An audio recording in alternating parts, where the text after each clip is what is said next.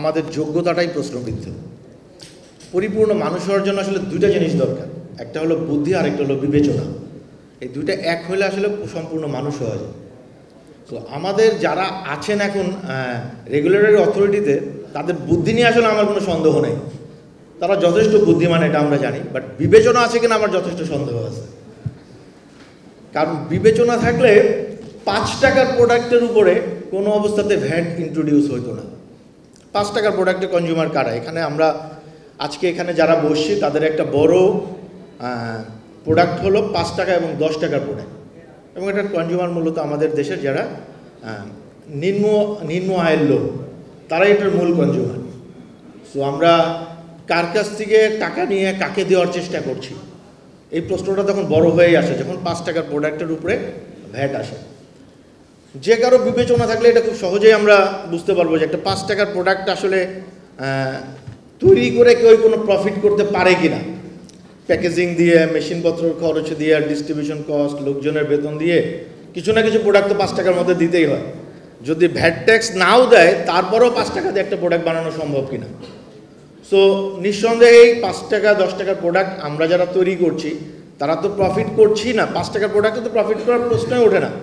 অনেক সময় শুধু বাজারে যাওয়ার জন্য এটা রাখা, সেইটার উপরে যদি ভ্যাট আসে তাহলে হয় এই প্রোডাক্টগুলো বন্ধ করে দিতে হবে, অথবা এই কোম্পানিগুলো বন্ধ করে দিতে হবে, এই ফ্যাক্টরিগুলো বন্ধ করে দিতে হবে। এটা ছাড়া আর কোনো অপশন নেই। কারণ 5 টাকার প্রোডাক্টকে কিন্তু আমরা 10 টাকা নিতে পারবো না। কয়েনের উপরে ভ্যাট বসানো, এটা আসলে কীরকম বিবেচনা এবং আদৌ এটা ব্যবসা বান্ধব কিনা নাকি অন্য কোনো প্ল্যান, এটাও আমার যথেষ্ট সন্দেহ আছে। আর নাহলে কয়েনের উপরে কেন ভ্যাট বসাতে যাবে? অ্যাটলিস্ট অন্য কোনো অল্টারনেটিভ চিন্তা করতে পারতো। স্টেক হোল্ডারদের সাথে কথা বলে তারা কোনো পরামর্শ দিতে পারতো গভর্নমেন্টকে যে ঠিক আছে আমরা এরকম না করে এরকম করতে পারি। কারোর সাথে কোনো আলোচনা না করে একেবারেই সর্বনিম্ন মূল্য স্তরে প্রোডাক্টের উপরে ভ্যাট ইন্ট্রোডিউস করা, এইটা কোনোভাবেই জনবান্ধব কোনো পলিসি হইতে পারে না। এটা আমাদের আগে যে স্যার যে বলে গেছেন যে আসলে এটা কাদের স্বার্থে কাজ করছে গভর্নমেন্ট, আমিও সন্দিহান। এই গভর্নমেন্ট আসলে কাদের স্বার্থে কাজ করছে? জনগণের স্বার্থে কাজ করছে, IMF এর স্বার্থে কাজ করছে, না অন্য কারো স্বার্থে কাজ করছে? সো আমরা দীর্ঘদিন ধরেই বাংলাদেশে ব্যবসায়ীরা কিন্তু সাফার করে আসছে। আমরা গ্যাসের বিল দিয়ে কিন্তু গ্যাস পাই না, আমরা বিদ্যুৎ বিল দিয়ে বিদ্যুৎ পাই না।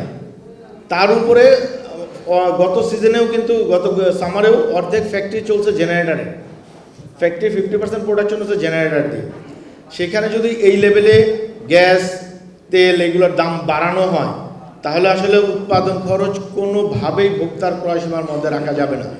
এবং গভর্নমেন্ট যদি এই পলিসির থেকে সরে না দাঁড়ায়, নিশ্চিতভাবেই 5 টাকা 10 টাকার কোনো প্রোডাক্ট কনজিউমারের হাতে তুলে দেওয়ার কোনো রকম কোনো সুযোগ নেই। কোম্পানিগুলি কিন্তু কোনো অসুবিধা হবে না। আমি যদি 5 টাকার প্রোডাক্টে 10 টাকা নিতে পারি, পকেটে বরং লাভের পরিবর্তে লসের পরিবর্তে লাভ ঢুকবে, কিছু হলেও লাভ ঢুকবে।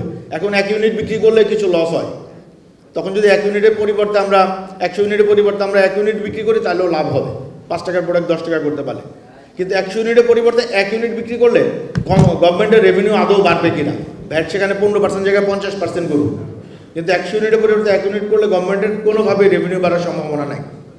যার একটা বড় এক্সাম্পল আমি বলবো যে আজকের থেকে 10 বছর আগে বেভারেজ খাত নিয়ে বাংলাদেশে অনেক কথাবার্তা হয়েছে। তখন একটা সম্ভাবনা দেখা যাচ্ছিল 2000 এগ্রো খাতটাও মোটামুটি গ্রো করছিল, কয়েক বছর ধরে ভালোই গ্রো করছিল। গভর্নমেন্টের পলিসির কারণে আগামী 5 বছরের মধ্যে এগ্রো খাতের অনেক কোম্পানি বন্ধ হয়ে যাবে, এবং যে কোম্পানিগুলো বেঁচে থাকবে এগুলো গ্রোথ এরকম লেভেলে থাকবে না। সো আমি সরকারকে বলবো যে আপনারা জনবান্ধব হন, জনগণের পালস বোঝার চেষ্টা করেন। শুধুমাত্র রেভিনিউ আর্ন করার অনেক জায়গা আছে গভর্নমেন্টের কাছে। এই ছোট ছোট সেক্টর থেকে রেভিনিউ, ছোট ছোট প্রোডাক্ট থেকে রেভিনিউ আর্ন করতে হবে এরকম না, অনেক জায়গা আছে। আপনারা ইন্ডাস্ট্রিয়ালিস্টদের সাথে বসেন, তাদের সাথে কথা বলেন, কথা বলে জনবান্ধব একটা পলিসি তৈরি করেন। গভর্নমেন্টের 42,000 কোটি টাকা লাগবে, এখন তার থেকে 12,500 কোটি টাকা এই খাত থেকে নিবে। আমি এরকম একটা গতকাল একটা করছিলাম যে 99টা পণ্যের যে ভ্যাট বাড়ছে তাতে 12,500 কোটি টাকা গভর্নমেন্টের রিয়েলাইজেশন হবে। এইটা কোনো পলিসি হতে পারে না। এর থেকে অনেক বড় বড় সেক্টর আছে, অনেক বড় বড় জায়গা আছে যেগুলো ইউনিট প্রাইস অনেক বেশি, সেগুলোতে কথা বলা যেতে পারে। এবং যারা ভ্যাটের আওতায় নাই বা ট্যাক্সের আওতায় নাই তাদেরকে আওতায় আনা যেতে পারে, ট্যাক্স নেট বাড়ানো যেতে পারে। আমাদের দেশে কত % লোক ট্যাক্স দেয়? এইগুলা বাড়ানো যাইতে পারে এই টাকা আয় করার জন্য। কিন্তু এই টাকা আয় করার জন্য যে কৃষক তার বাচ্চাকে টিফিনের জন্য 10 টাকা দেয়, সেইখানে হাত দেওয়া লাগবে, এটা কোনোভাবেই হইতে পারে না। রিক্সাওয়ালার পকেটে হাত দেওয়া লাগবে, আর গভর্নমেন্ট এমপ্লয়ীদের মহার্ঘ ভাতা আরও 7% 8% বাড়াইতে হবে এখান থেকে টাকা নিয়ে, রিক্সাওয়ালার কাছ থেকে টাকা নিয়ে। এইটা কোনোভাবেই কোনো পলিসি হইতে পারে না। এবং আরেকটা শুনছিলাম যে এই টাকাটা এই করার আরেকটা বড় কারণ হলো যে গভর্নমেন্ট যে তাদের এমপ্লয়ীদের জন্য, গভর্নমেন্টের 12 লাখ এমপ্লয়ি আছে, তাদের জন্য যে মহার্ঘ ভাতা ডিক্লিয়ার করছে, সেই টাকার ফান্ড, সেইটার একটা ফান্ডের সোর্স হলো এটা। এইটা কীরকম পলিসি হতে পারে যে আপনি রিক্সাওয়ালার কাছ থেকে টাকা নিয়ে আপনি গভর্নমেন্ট এমপ্লয়ীদেরকে দিবেন? নিশ্চিন্তে খান স্বাস্থ্যকর অল টাইম পান, অল টাইম হেলদি লাইফ।